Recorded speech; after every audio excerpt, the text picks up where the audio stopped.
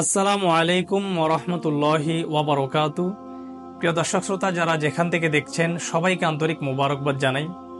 আজকে আমরা বিতিরের নামাজে দোয়ায়ে কুনুতের পরিবর্তে অথবা দোয়ায়ে কুনুতের বিকল্পে কোনো দোয়া অথবা কোনো সূরা আছে কিনা এ সম্পর্কে জানব। প্রিয় দর্শক শ্রোতা, অনেক সময় দেখা যায় যে আমাদের অনেকেরই দোয়ায়ে কুনুত এই সূরাটা আমাদের জানা থাকে না অথবা জানা নেই, আমরা শিখতে পারি নাই।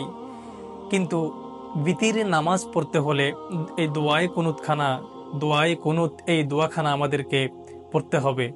ইমামে আজম ইমাম আবু হানিফা রহমতুল্লাহি আলাইহির মতে, অর্থাৎ আমাদের হানাফি মাযহাবের মতে, বিতিরের নামাজ আদায় করা হচ্ছে ওয়াজিব এবং বিতিরের নামাজের তৃতীয় রাকাতের মধ্যে দোয়ায়ে কুনুত পড়া এটাও ওয়াজিব। এই ক্ষেত্রে আমাদের যদি দোয়ায়ে কুনুত এই সূরাখানা এই দোয়াখানা যদি আমাদের জানা না থাকে, তাহলে এর বিকল্প কি আছে আমরা সে সম্পর্কেই জানব।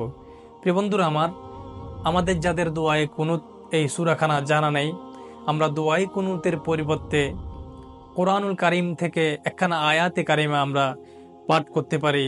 এই আয়াতখানা আমি আপনাদেরকে বলে দিচ্ছি। বিসমিল্লাহির রহমানির রহিম।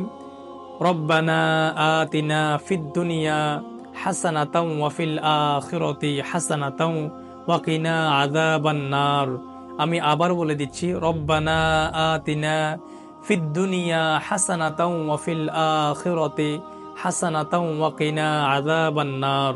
আমাদের যাদের দোয়ায়ে কুনুত জানা নেই, দোয়ায়ে কুনুতের পরিবর্তে আমরা যদি এই আয়াতখানা তিলাওয়াত করি, তাহলে দোয়ায়ে কুনুত পড়ার সেই হুকুমটা আদায় হয়ে যাবে। সুবহানাল্লাহ। প্রিয় বন্ধুরা আমার, এই আয়াতখানাও আমরা যারা তিলাওয়াত করতে পারবো না, আমাদের জন্য আরও একটি ছোট্ট সূরা আছে, ছোট্ট একখানা দোয়া আছে।